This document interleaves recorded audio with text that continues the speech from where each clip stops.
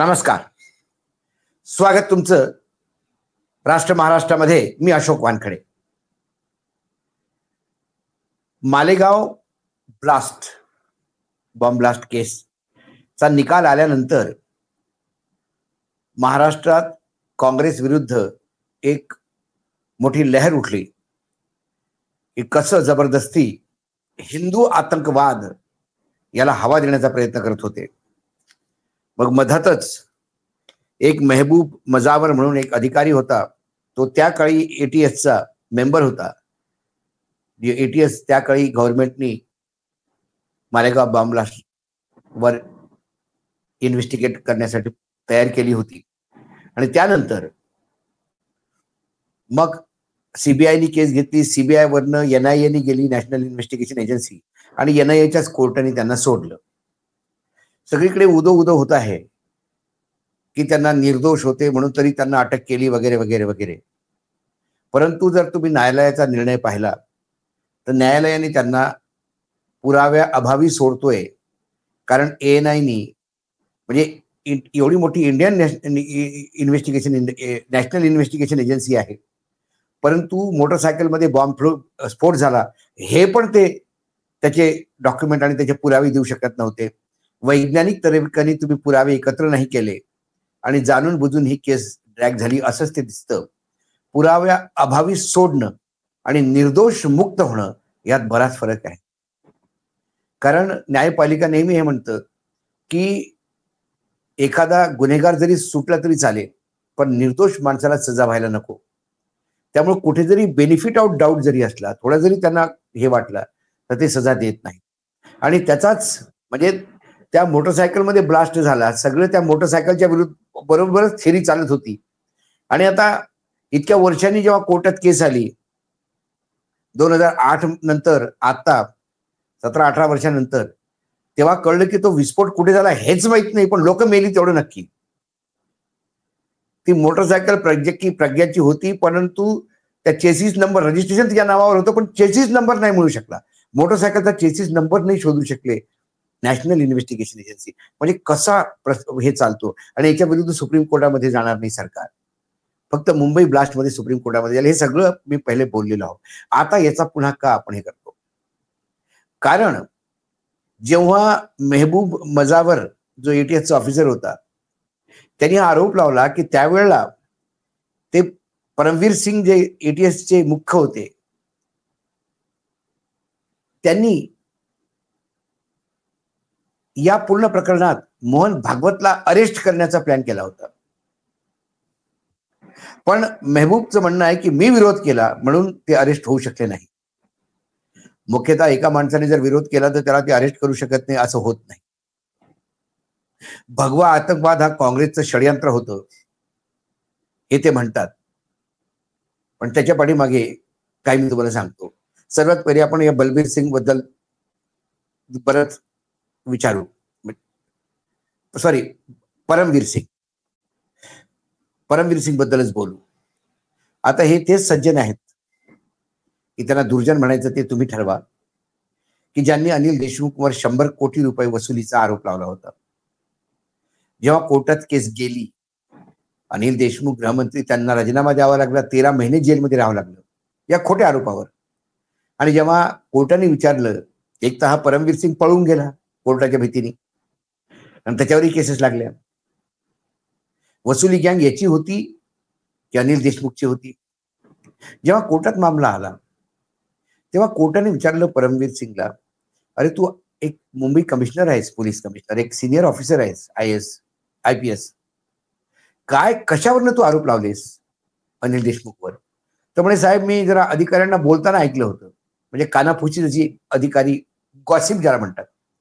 कोर्टाने खूप ताशेरे ओढले याच्यावर.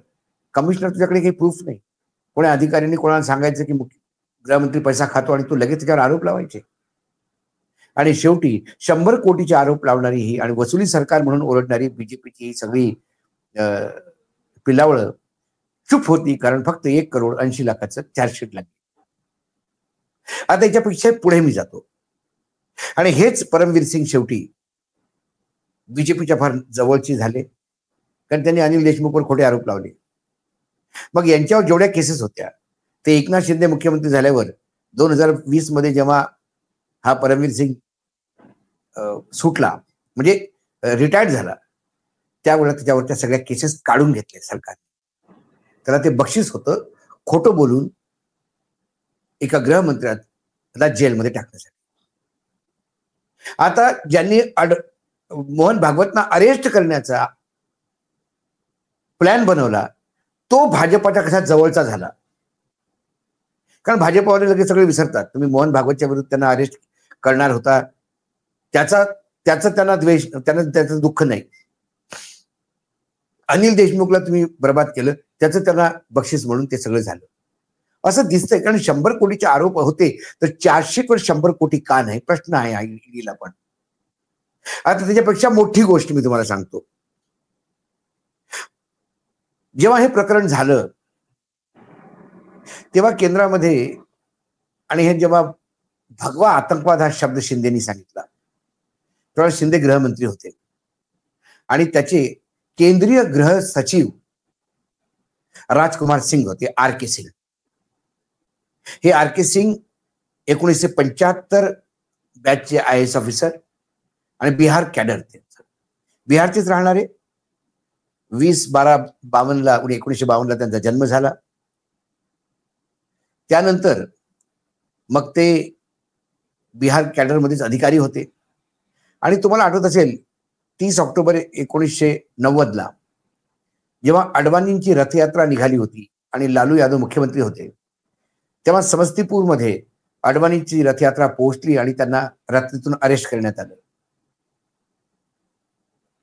तो अरेस्ट करणारा अधिकारी हा आर के सिंगच होता. त्याला एका रात्रीतून लालू यादवनी समस्तीपूरला ऍडिशनल मॅजिस्ट्रेट म्हणून पाठवलं. अक्षरशः कलेक्टर आणि SP ला त्याला गंध लागू दिला नाही आणि अडवाणीला अरेस्ट केलं. मग पुढे NDAचं सरकार आलं आणि त्या सरकारमध्ये त्याला केंद्रात बोलावण्यात आलं. आर के सिंगला केंद्रात वेगवेगळ्या पोझिशनवरती राहिल्यावर अक्षरशः अडवाणीच्या गृहमंत्रालयात ते जॉईंट सेक्रेटरी होते. त्यानंतर त्याची प्रामाणिकता पाहून अडवाणीजींनी त्यांना सांगितलं की बाई, तू मला अरेस्ट केलंय त्याचं मला दुःख नाही, कारण ते तुझ्या मुख्यमंत्र्याचा आदेश होता आणि तू त्यावेळेला तुझा विवेक वापरून मला अरेस्ट केलं असावं. पण आता तू एक चांगला अधिकारी आहे, त्यामुळे तू माझ्याकडे जॉईंट सेक्रेटरी म्हणून गृहमंत्रालयात त्यांनी काम केलं.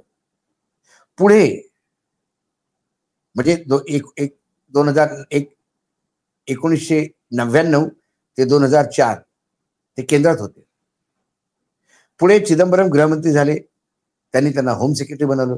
त्याच्या अगोदर जेव्हा अँटोनी डिफेन्स मिनिस्टर होते, तेव्हा त्यांना एक इमानदार अधिकारी पाहिजे होता, म्हणून त्यांनी आर के सिंगला डिफेन्स प्रोडक्शन मध्ये त्यांचा अधिकारी म्हणून, मुख्य अधिकारी म्हणून त्याचा नेमला 2009 मध्ये. मग पुढे ते होम सेक्रेटरी झाले. चिदंबरम नंतर सुशील कुमार शिंदे गृहमंत्री झाले आणि ते होम सेक्रेटरी असताना, R K Singh home secretary असताना, हा भगवा आतंकवाद हा जेव्हा शब्द आला तेव्हा त्यांनी जे स्टेटमेंट दिलं, आर के सिंग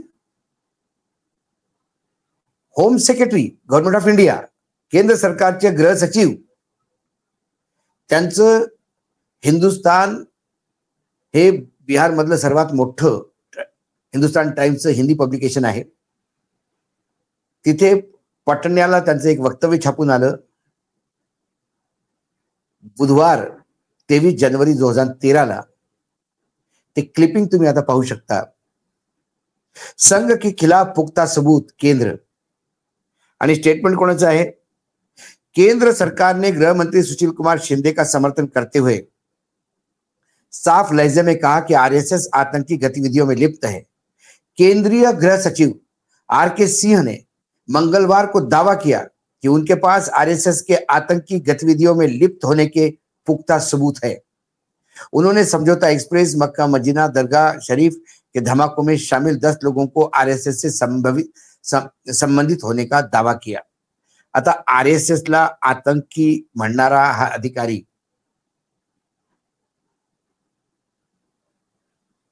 पुढे याचं काय व्हावं? हे रिटायर्ड झाले. आर के सिंग रिटायर्ड झाल्यावर मग त्यांनी घरी बसायला पाहिजे नाही. ज्या आर के सिंगनी अडवाणींना अरेस्ट केलं, ज्या आर के सिंगनी केंद्रीय सचिवनी सांगितलं की संघाच्या विरुद्ध माझ्याकडे सबूत आहे आणि तो इमानदार व्यक्ती म्हणून भाजपवालेही त्याला मानतात, त्यामुळे त्याचं वक्तव्य इमानदारीने दिलेलं असावं हे आपण मानायला पाहिजे. पण पुढे काय झालं? याच आर के सिंगला रिटायरमेंट नंतर 2014 मध्ये भाजपाने आरामधून बिहारच्या लोकसभा क्षेत्रातून लोकसभेसाठी उमेदवार बनवलं. ते 2014 मध्ये जिंकले. त्यानंतर 2019 मध्ये पुन्हा त्यांना रिपीट केलं, ते पुन्हा जिंकले आणि 2014 ते 24 या 10 वर्षात ते केंद्रामध्ये मंत्री होते मोदींच्या कॅबिनेटमध्ये. 3 सप्टेंबर 2017 मध्ये ते मिनिस्टर फॉर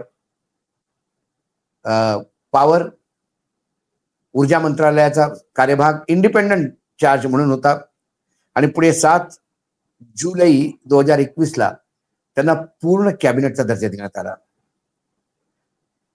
पुढच्या 2024च्या निवडणुकीमध्ये ते निवडणूक हारले. पण ज्या माणसांनी हे वक्तव्य दिलं की संघ आतंकवादी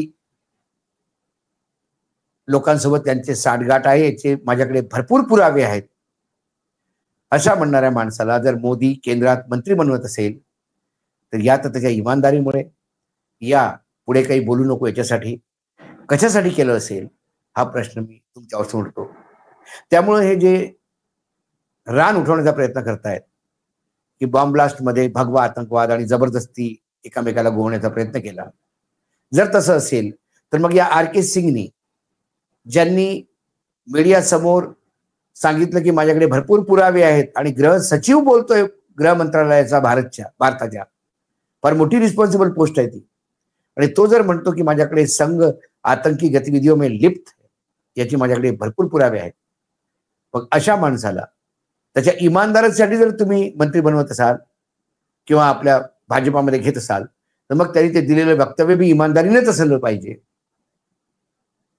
आणि जर त्याला चुप राहण्यासाठी जर तुम्ही मंत्री केलं असेल तर मग काय, याला काय म्हणावं, हे सगळं मी तुमच्यावर सोडतो. त्यामुळे प्रत्येक माणसाचं जे इतिहास आहे तो वर्तमानमध्ये तो काय करतो आणि तो भविष्यात काय करेल याची जेव्हा आपण अभ्यास करतो तेव्हा त्याचा इतिहास पाहावा लागतो. भागवतनं अरेस्ट करण्याची गोष्ट परमवीर सिंग करतात, ते लाडके अधिकारी म्हणून पाळल्या जातात फडणवीस सरकारद्वारा. पुढे आर के सिंग जो सांगतो की संघाच्या विरुद्ध माझ्याकडे भरपूर पुरावे आहेत, गृह सचिव या नात्याने, तो पुढे मोदीच्या कॅबिनेटमध्ये कॅबिनेट मंत्री म्हणून पाळला जातो आणि षडयंत्र काँग्रेसने करावं. विठ्ठल विठ्ठल. आज एवढंच. पुन्हा येतो काही विषयासोबत. तोपर्यंत नमस्कार. पाहत रहा राष्ट्र महाराष्ट्र.